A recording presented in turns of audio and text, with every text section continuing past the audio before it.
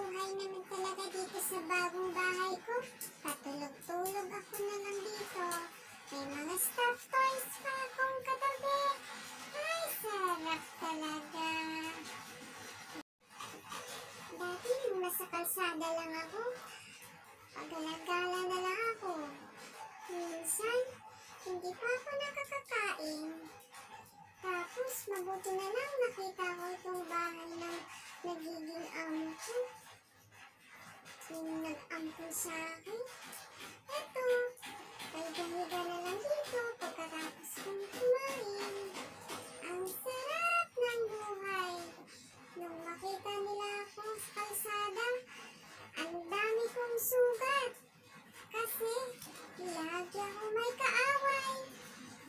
Dahil nagagawan kami sa pagkain. Tapos wala pa akong matulugan kung saan sana ako natutulog. Ay, sarap talaga ng buhay ngayon. Nandito na ako sa bahay ni Saidi P Channel. Alagang-alaga ako.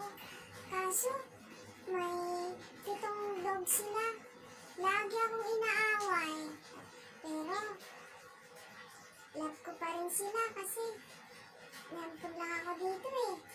Dapat makipagkaibigan ako sa kanila. Hindi ko sila kakalmutin. Amuin ko na lang muna sila para maging friend kami dito sa bahay ni Saidi P Channel. Ni Mama Saidi P Channel. Kasi ang bait-bait niya. Ang dami niyang alagang pinapakain dito sa bahay. Isa na ako doon. Kaya thankful ako na nakilala ko si Mama Saidi. Kasi ang bait-bait niya.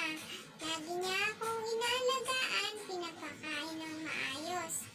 Sana tatagal ako dito, no? Sana hindi nila ako itapon. Magpakabait naman talaga ako dito sa bahay niya. Manghuhuli ako ng daga. Kung may makita akong daga, puhulihin ko para walang daga sa bahay nila. Kaso parang wala naman akong nakitang daga. Ang nakita ko ito si Stitch. Si Stitch ang aking laging kalaro eh. Ay nako, ang sarap ng buhay ko dito. Palaro-laro lang. Dati sa kalsada, ang hirap ng buhay. Mga hanap ako ng pagkain. Dito, hindi ko na kailangan maghanap dahil paggising ko sa umaga, kakain na lang ako.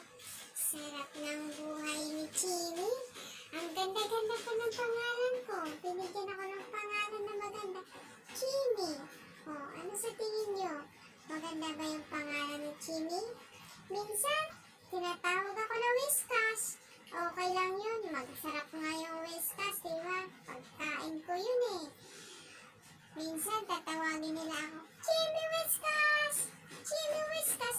Hindi ko na alam talaga kung ano ba talaga pangalan ko. Chini or Whiskas. Ay, naku, buhay talaga. Pero, maganda dito guys. Maganda dito kasi may pagkain. Masarap ang tulugan.